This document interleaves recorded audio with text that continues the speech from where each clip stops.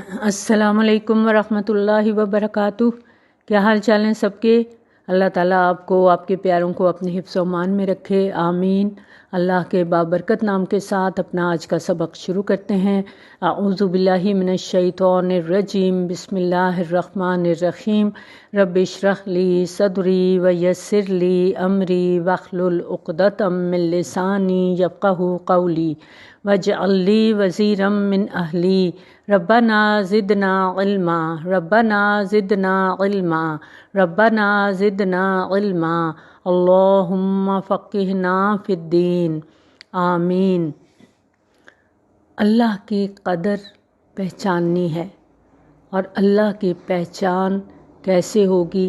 جب ہمارے دل میں اللہ کی بڑائی کا احساس ہوگا۔ سورۃ زمر کی آیت نمبر 67 میں اور سورۃ الانعام کی آیت نمبر 91 میں اللہ تعالیٰ کا ہم سب سے گلہ ہے، وَمَا قَدَرُ اللَّهَ حَقَّ قَدْرِهِ۔ انہوں نے قدر نہیں کی اللہ کی جیسے حق ہے اس کی قدر پہچاننے کا۔ کس نے قدر نہیں کی؟ ہم نے، لوگوں نے اللہ کی قدر ہی نہیں کی جیسے کرنی چاہیے تھی۔ اللہ کی قدر کیا ہے؟ یاد رکھیں، جو شخص اللہ کی معرفت رکھتا ہے، جو اس کے حق کو سمجھتا ہے، وہ کبھی شرک میں مبتلا ہو ہی نہیں سکتا۔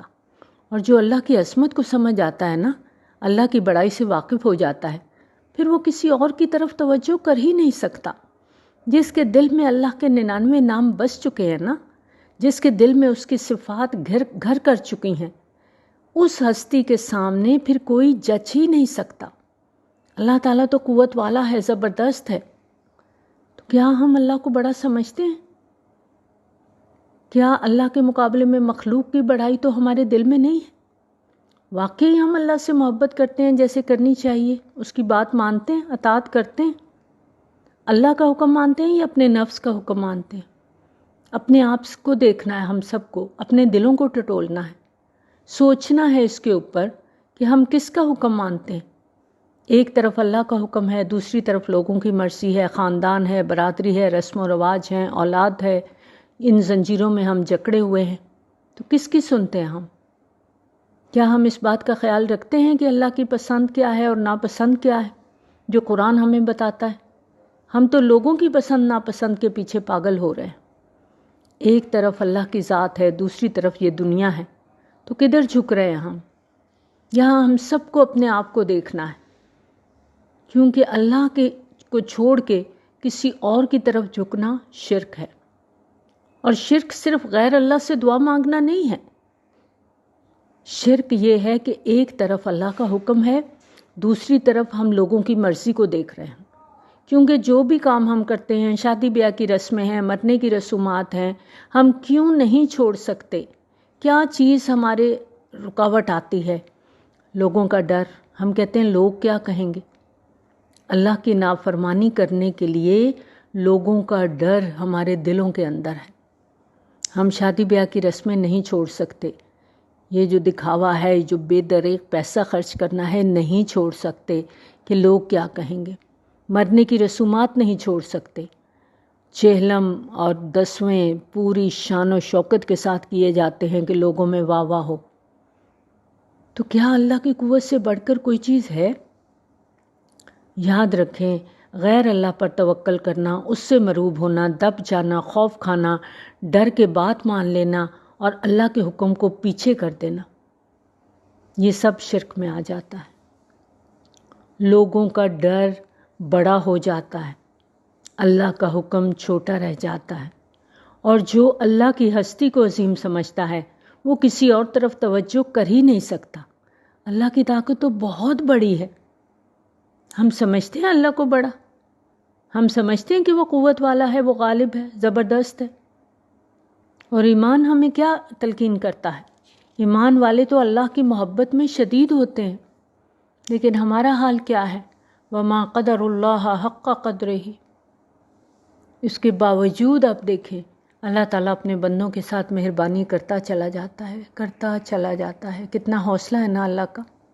ہمارے ساتھ تو کوئی زیادتی کرے تو ہم کہتے ہیں میں اس کی شکل بھی نہیں دیکھنی، آئندہ میں اس کی کبھی فیور بھی نہیں کرنی، اور ہم اللہ کی نافرمانیاں کرتے چلے جاتے ہیں، اور اللہ نہ رزق بند کرتا ہے، نہ آکسیجن بند کرتا ہے، نہ ہماری ضرورت کی چیزوں کو روکتا ہے، بلکہ دیتا چلا جاتا ہے۔ اور وہ سب کچھ دیکھ رہا ہے، سب کچھ سن رہا ہے، اس کو سب پتہ ہے کون کیا کر رہا ہے، پھر بھی وہ دے رہا ہے۔ یعلم ما بین ایدیہم وما خلفہم، وہ جانتا ہے جو ان کے پیچھے ہے، یعنی ماضی کو بھی جانتا ہے، مستقبل کو بھی جانتا ہے، لوگوں کے اعمال کو بھی جانتا ہے، لوگوں کے انجام کو بھی جانتا ہے۔ وما خلفہم میں ماضی کے اعمال ہیں، اور بین ایدیہم میں فیوچر ہے کہ انجام کیا ہوگا۔ ہم سب اللہ کی طرف لوٹائے جانے والے ہیں، ہمارا ایک ایک عمل اس کی طرف پیش ہوگا، سب فیصلے یہاں ہوں گے۔ یعلم ما بین ایدیہم وما خلفہم۔ تو پھر ہمیں کیا کرنا چاہیے؟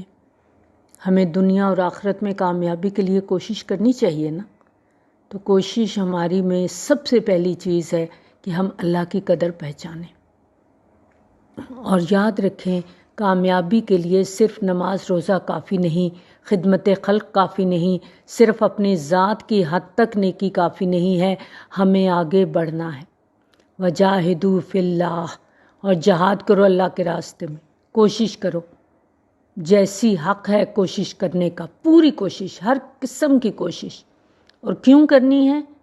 کیونکہ صرف نماز روزہ کافی نہیں، رفع عامہ کے کام کافی نہیں، کچھ اور مطالبہ بھی ہے اللہ کا۔ اور وہ کیوں ہے؟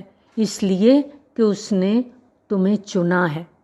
اے امت مسلمہ، اے ایمان والو، میں، آپ، ہم سب، اللہ نے ہمیں چنا ہے، ہمیں امت مسلمہ بنایا ہے، امت وسط بنایا ہے، اور ہمارے لیے دین آسان رکھا ہے، کوئی تنگی نہیں رکھی دین کے اندر۔ پچھلی شریعت کے سخت احکامات منسوخ کر دیے گئے۔ اب دیکھیں اللہ تعالیٰ نے کتنی آسانیاں پیدا کی ہیں نا۔ اب نماز کو ہی لے لیں، فرض عبادت ہے، لیکن سفر میں اللہ کو پتہ ہے کہ میرا بندہ سفر میں ہے، تھک گیا ہے، تو کیا ہے، قصر کر لو۔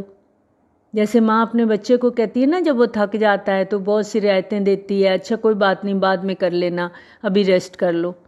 تو نماز میں بھی کیا ہے، سفر میں ہو تو قصر کر لو، بیمار ہو جاؤ، کھڑے ہو کے نہیں پڑھ سکتے، بیٹھ کے پڑھ لو، بیٹھ کے پڑھنا مشکل ہے، لیٹ جاؤ، وضو نہیں کر سکتے کوئی بات نہیں، تیمم کرو، رکوع سجدہ نہیں کر سکتے، اشاروں سے کر لو۔ کتنی سہولت ہے نا۔ پھر بر وقت نماز نہیں پڑھ سکتے تو دو دو اکٹھی کر لو۔ اب روزے ہیں، سفر میں روزہ نہیں رکھا جا رہا، کوئی بات نہیں، بعد میں رکھ لینا۔ حج فرض ہے نا، اچھا کام ہے، لیکن جو نہ کر سکے، جس کے پاس مال ہی نہیں ہے، ہمت ہی نہیں ہے، جسمانی طور پہ ایبلٹی نہیں ہے، تو کوئی بات نہیں، اللہ کو تو سب پتہ ہے، ہر ایک کے بارے میں اللہ تعالیٰ جانتا ہے کس کی کیا مجبوری ہے، کس کا واقعی جینون عذر ہے اور کون بہانے کر رہا ہے۔ پھر آپ دیکھیں مسلمان عورت کے لیے حجاب کا حکم ہے، لیکن جب عمر گزر جائے، اب حجاب نہیں کر سکتی، بڑی بھاری چادر نہیں اٹھا سکتی، تو اپنی چادر ہلکی کر لو۔ دین کا کوئی بھی حکم ہے، ایون جہاد، اس میں بھی معذور ہو تو کوئی بات نہیں، بیمار ہو تو کوئی بات نہیں۔ کتنی رخصتیں ہیں دین کے اندر، اور رخصتوں کو اپنانے میں بھی ثواب رکھ دیا گیا ہے۔ دین میں تو اللہ نے تنگی رکھی ہی نہیں، کوئی ایسی پابندی لگائی نہیں جو انسان کے فکر اور خیال اور اس کی علمی ترقی میں رکاوٹ بنے۔ اور نبی صلی اللہ علیہ وآلہ وسلم نے جانی پہچانی نیکیوں کا حکم دیا، برائیوں سے روکا، وہ برائیاں جن کا فطرت انسانی بھی انکار کرتی ہے۔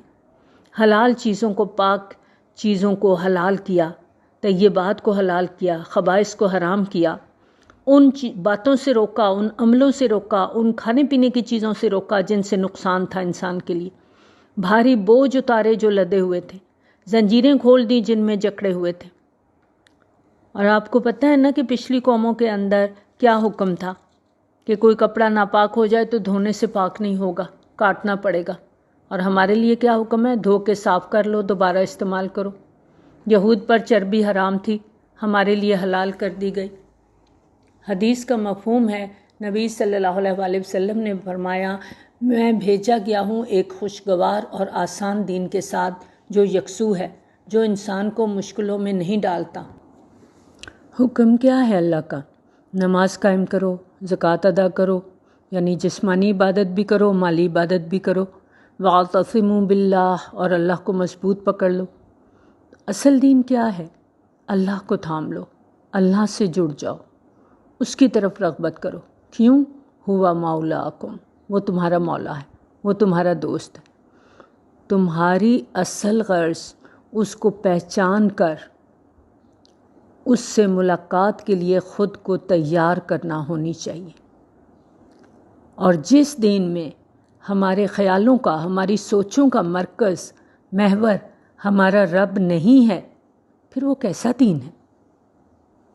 اور یہ حدیث تو آپ نے سنی ہوئی ہے نا کہ کون سے لوگ قیامت کے دن عرش الہی کے سائے تلے ہوں گے؟ تو ایک شخص وہ ہوگا جس نے تنہائی میں اللہ کو یاد کیا ہوگا اور اس کی آنکھوں سے آنسو بہہ نکلے، اکیلے میں جب کوئی نہیں دیکھ رہا، اپنے رب کو یاد کیا، اس کی نعمتوں پر شکر گزار ہوا اور رو پڑا۔ کتنی دفعہ ایسا ہوا؟ اب دیکھیں، اللہ تعالیٰ نے ابراہیم علیہ السلام کو اپنا خلیل بنایا نا، خلیل اللہ۔ اور خلیل اس دوست کو کہتے ہیں جس کو انسان تنہائی میں یاد کرتا ہے، اور جب اللہ کی کوئی بات کرتا ہے تو آپ کو اللہ یاد نہیں آتا؟ اذان ہوتی ہے تو اللہ تعالیٰ کی یاد آئے گی نا، لیکن کتنی دفعہ ایسا ہوتا ہے کہ جب آپ اکیلے ہیں، کوئی بھی پاس نہیں ہے، تو آپ اللہ سے باتیں کر رہے ہیں، اللہ کا ذکر کر رہے ہیں، اس کو یاد کر رہے ہیں، اس سے راز و نیاز کر رہے ہیں، سرگوشیاں کر رہے ہیں، اپنے دل کی ایک ایک بات، دل کا حال اس کو سنا رہے ہیں، پھر اس پر توکل ہے، یقین ہے، اعتماد ہے، بھروسہ ہے، اور ایسی محبت اس رب کے ساتھ کہ بالکل پاس معلوم ہو۔ جیسے انسان سے محبت ہوتی ہے نا، تو بعض اوقات ایسے لگتا ہے کہ وہ میرے آس پاس ہے۔ تو اللہ سے ہماری محبت ایسی ہونی چاہیے نا کہ وہ ہمیں محسوس ہو کہ وہ ہمارے آس پاس ہے۔ ہوا مولاکم، وہ دوست ہے تمہارا۔ قبر میں کوئی ہمارے ساتھ نہیں ہوگا، حشر میں کوئی ہمارا ساتھ نہیں دے گا، قریب ترین رشتہ دار بھی منہ موڑ کے چلے جائیں گے۔ یہ قرآن ہمیں بتاتا ہے۔ اور اللہ تعالیٰ کیا بتاتا ہے؟ نحن اولیاؤکم فی الحیات الدنیا وفی الآخرہ۔ اللہ ساتھ ہوگا دنیا میں بھی، آخرت میں بھی، عرش کے سائے تلے بلا لے گا، کہے گا یہاں آ جاؤ، گرمی ہے، پریشانی ہے، دھوپ ہے، آؤ میرے عرش کے سائے تلے آ جاؤ۔ نعم المولا و نعم النصیر، کتنا اچھا مددگار، کتنا بہترین مددگار، کتنا اچھا ساتھی ہے۔ کیا فیل ہوا ان باتوں کو سن کے؟ کوئی دل پہ دستک ہوئی؟ کہاں جا کے ذہن جاگا؟ کوئی خوشی کا احساس ہوتا ہے کہ اللہ نے ہمیں مسلمان بنایا اور چن لیا؟ اب دیکھیں کتنی قومیں ہیں دنیا میں، تو اللہ تعالیٰ نے ہمیں چنا نا، مسلمانوں کو چنا، ہمیں مسلمان پیدا کیا۔ اللہ تعالیٰ کے لیے کوئی مشکل تو نہیں تھا کہ وہ ہمیں افریقہ کے کسی جنگل میں پیدا کر دیتا جہاں دین تو کیا دنیا کا بھی پتہ نہ ہوتا۔ اس نے ہمیں مسلمانوں کے گھر میں پیدا کیا، پیدائشی طور پر یہ دین ہم کو دیا، اور ہم نے کیا کیا؟ چند ریچولز ادا کر کے ہم نے سمجھ لیا کہ ہم مسلمان ہو گئے ہیں۔ وما قدر اللہ حق قدرہ، اللہ نے تو ہمیں اس لیے بنایا تھا کہ ہم دنیا کے سامنے حق لے کر جائیں، اللہ کا پیغام لوگوں تک پہنچائیں، لیکن ہم تو خود ہی بیگانے ہو گئے، خود ہی بھول گئے سب کچھ کہ ہم کس لیے پیدا کیے گئے تھے۔ ہمیں تو چنا تھا اللہ نے، ماں کی گود سے سب کچھ دے دیا تھا، بغیر کسی محنت کے، بغیر کسی کوشش کے۔ اللہ چاہتا کسی اور کو دے دیتا، ہمیں ان کی جگہ پیدا کر دیتا، ہم کیا بگاڑ لیتے؟ اللہ نے تو چن لیا نا۔ تو جب اللہ تعالیٰ نے چن لیا ہے تو پھر ہمیں اللہ کی قدر پہچاننی ہے۔ اور کامیابی کیسے ہوگی؟ واعتصموا باللہ، اللہ کو مضبوط تھامنے سے، اللہ کا مضبوط سہارا پکڑنے سے۔ اور اصل کام ہے کہ ہم اللہ کو تھام لیں، اللہ کو پہچانیں، اللہ کی قدر کریں، اور اس کے لیے اللہ کی معرفت بہت ضروری ہے، اور وہ ہمارے پاس آئے گی قرآن کے ذریعے سے۔ قرآن کی ایک ایک آیت ہمیں اللہ کی پہچان کراتی ہے، اللہ کے قرب کا احساس دلاتی ہے، اور یہی چیز ہمارے دلوں کے اندر اللہ کی معرفت کو پیدا کرتی ہے۔ اللہ نے ہمیں چن لیا ہے، لیکن ہم نے جہاد کا حق ہی ادا نہیں کیا، کچھ بھی نہیں کیا ہم نے۔ ہوتا کیا ہے کہ جب انسان ایمان لاتا ہے، سچے دل سے اللہ کا ہو جاتا ہے، تو پھر بہت سی چیزیں خطرے میں پڑ جاتی ہیں نا۔ اس کی عزت، اس کا نام، اس کی شہرت، مال، دنیا کے فائدے، اولاد، سب کچھ داؤ پہ لگ جاتا ہے نا۔ اب دیکھیں ہوا کیا تھا، ام سلمہ سے بچہ چھن گیا، اکیلے ان کو جانا پڑا، شوہر چھن گیا، بچہ سسرال والوں نے لے لیا، اور ان کو کوئی پتہ نہیں تھا کہ سال بعد یہ مشکل آسان ہو جائے گی۔ ان کے لیے تو ایک انڈیفینٹ پیریڈ تھا نا۔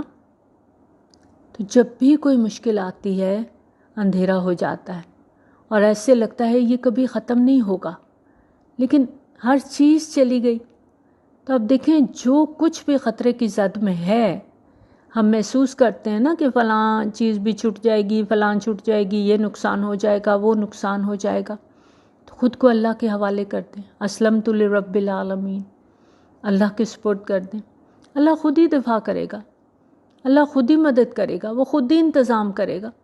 بس اللہ سے کہہ دینا ہے، اللہ میں نے اپنا آپ تیرے حوالے کر دیا، میں تو کمزور ہوں، میں نے تو تیرا نام لیا ہے، میں تیرے راستے پر چلنا چاہتی ہوں، تو میری مدد کر، تو ہی مجھے ثابت قدمی عطا کر۔ وما قدر اللہ حق قدرہ والارض جميعا قبضته یوم القیامت والسماوات مطویات بیمینہ۔ انہوں نے اللہ کی قدر ہی نہیں کی، وہ اطاعت نہیں کی، وہ مقام نہیں دیا جو اللہ کو دینا چاہیے تھا، حالانکہ زمین ساری کی ساری اس کی مٹھی میں ہوگی قیامت کے دن، اور آسمان لپیٹے ہوئے ہوں گے۔ آپ دیکھیں آسمانوں کی وسعت کا اندازہ کریں، سب کچھ لپیٹ کر اللہ کے دائیں ہاتھ میں ہوگا۔ اللہ کی عظمت، اللہ کی بڑائی کی یہی تو نشانیاں ہیں جو قرآن ہمیں بتاتا ہے۔ سبحانہ و تعالی عما یشرکون، پاک ہے وہ جس کے بارے میں لوگ شریک ٹھہراتے ہیں۔ اللہ تعالیٰ سب شرک سے پاک ہے۔ وما قدر اللہ حق قدرہ، اللہ کی عظمت کو نہیں ہم نے پہچانا، کبھی محسوس ہی نہیں کیا کہ اللہ کتنا پاورفل ہے، کتنا طاقتور ہے، کتنی قوت والا ہے۔ اور جس کے دل میں اللہ کی بڑائی بیٹھ جاتی ہے نا، پھر وہ اللہ کی نافرمانی کا سوچ بھی نہیں سکتا، وہ سوچ بھی نہیں سکتا کہ وہ اپنے رب کو ناراض کر دے، اس کا حکم نہ مانے۔ اب دیکھیں آپ کی کوئی بہن ہے، وہ آپ کی بات نہیں مانتی، اب چھوٹی بہن ہے بات نہیں مان رہی، آپ کو برا لگتا ہے، لیکن جب وہ آپ کی والدہ کی بات نہیں مانتی تو آپ کو زیادہ برا لگتا ہے کہ ماں کی بات تو ماننی چاہیے نا، کیونکہ ماں بڑی ہے، تو اس کی بات کی زیادہ اہمیت ہے۔ تو جو جتنا بڑا ہوتا ہے اس کی بات کا انکار اتنی ہی بری بات ہوتی۔ تو یہاں پر کیا فرمایا، انہوں نے اللہ کی قدر نہیں کی۔ اور کسی بھی چیز کی قدر انسان کب نہیں کرتا، جب وہ اس کی حقیقت کو نہیں سمجھتا۔ کبھی ایسا ہوتا ہے نا آپ کے ساتھ بھی کہ جب کوئی آپ کو پہچانتا نہیں ہے تو پھر وہ آپ کے ساتھ کس طرح بیہیو کرتا ہے، لیکن جو پہچان لیتا ہے، جان پہچان ہو گئی، دعا سلام ہو گئی، اب معاملہ اور طرح ہو جاتا ہے۔ بعض اوقات ہم کسی سے ملتے ہیں، اب ہم اس کو نہیں جانتے، نہیں پہچانتے، تو بالکل انڈیفرنٹ سا رویہ ہوتا ہے ہمارا۔ اچھا پہچان لیتے ہیں تو پھر آؤ بھگت بھی کرتے ہیں، دل نچھاور کرتے ہیں۔ تو جب اللہ کی معرفت آ جاتی ہے نا، تو پھر گستاخی نہیں ہو سکتی۔ جتنی جتنی پہچان ہوتی جائے گی نا، اتنی ہی عاجزی آتی جائے گی، اتنی ہی اطاعت آتی جائے گی۔ وما قدر اللہ حق قدرہ، انہوں نے اللہ کی قدر نہیں کی جیسا کہ قدر پہچاننے کا حق تھا۔ کیوں؟ اس لیے کہ اللہ کی معرفت ہی نہیں تھی ان کے اندر، جانتے ہی نہیں تھے کہ اللہ کتنی بڑی ہستی ہے۔ اب دیکھیں دنیا کی کوئی بڑی ہستی ہمارے سامنے آ جاتی ہے تو ہم کس طرح بیہیو کرتے ہیں، بچ جاتے ہیں۔ اللہ کی بات سامنے آتی ہے، پڑھتے ہیں، لیکن سنی انسنی کر دیتے ہیں۔ ہاں ٹھیک ہے، دل تو بہت چاہتا ہے لیکن کیا کروں، یہ مجبوری ہے، خاندان ہے، برادری ہے، رسم و رواج ہے، اب لوگوں کو ناراض تو نہیں میں کر سکتی نا۔ لیکن جس دل میں رب کی بڑائی آ جائے، پھر وہ اس طرح کی بے نیازی رب کے ساتھ برت نہیں سکتا۔